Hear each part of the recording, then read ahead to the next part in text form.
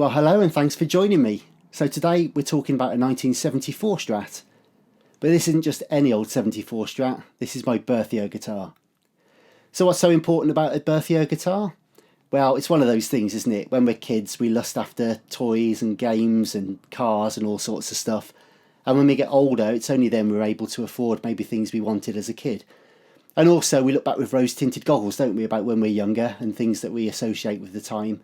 And so what better way to marry the two things together? The year of your own birth with the birth of one of your favourite items. So that's why I've got the 74 Strat. I know I'm not alone in this, of course. I've actually sold several guitars to people who wanted a birth year guitar, and I know many other people that have got them also for similar reasons. In fact, this wasn't the first 74 guitar I bought. Well, technically it is, but I bought 3 or 4 other guitars before I actually got my 74. Including a 75 which I bought from Long Distance, which I didn't get a chance to inspect personally and was sold as a 74. I subsequently found out it was a 75. Awesome guitar, lovely guitar, but as I only bought it because of the year, it seemed pointless to keep it if it wasn't the right year, so I sold that on to someone else later on. I also had a lovely Olympic white 73 which I sold to a friend of mine. I also had a Sunburst 73 with a rosewood neck, and I have another 73 which is a blue one with a rosewood neck, which I still have, which has got black bottom pickups in it. But yeah, I went through 3 or 4, probably 5 guitars before I ended up with the 74. But anyway, I looked upon this one and I have to say I love it to bits. It's fantastic. So what do I like about it? Well, apart from it being in gorgeous condition, I mean, it really is pretty much mint, this guitar. Especially for being as old as me, it's certainly taken the years far better than I have. But it's not really like you would associate for a 70s guitar. People think of them as being chunky and heavy, and that's mostly, of course, because the contouring wasn't so good then, and the cutaways weren't as deep, and there's a lot more wood, and in later 70s a different type of wood anyway, so it was naturally heavier. But this one's more of a 60s body, so you may just see, we'll do some close-ups in a bit, but there's a deeper cutaway on there. It's quite thin, it's quite a small body, which is lovely. So it looks the part, but it also is nice and light as well. On top of that, we've got a rosewood, beautiful dark rosewood fretboard, which again, some people prefer maple, but I'm more of a rosewood guy, so that suits me. It's got a nod to the older style. It's got the original, but sort of pre-74 or at least 73-ish tuners. It's got the staggered pole pieces on the pickups, which are again only up until about the back end of 74.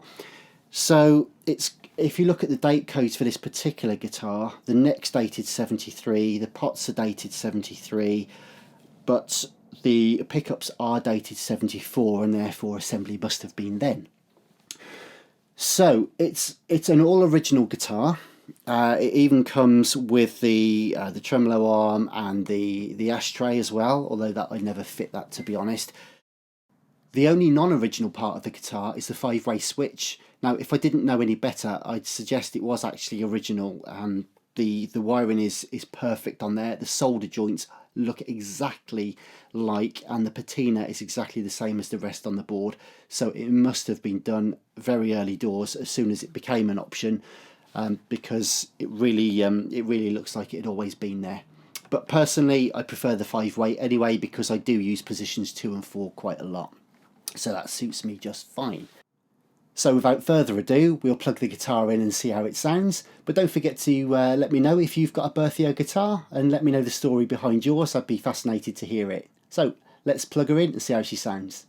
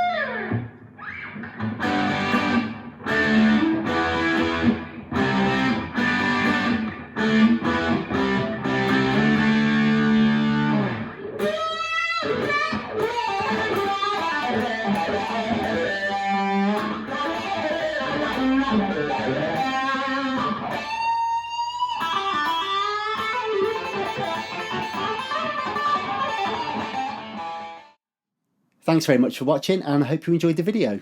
So please give it a thumbs up and consider subscribing if you haven't already. Would you believe that 95% of my views are from non-subscribers? So if you are able to hit the subscribe button, that would massively help the channel. I'm hoping to monetize the channel soon to be able to bring you more vintage and rare guitars, amps and gear. So that would be massively appreciated. And for those of you that are subscribed already, thank you very much indeed for staying with me, and I look forward to seeing you all soon. Take care.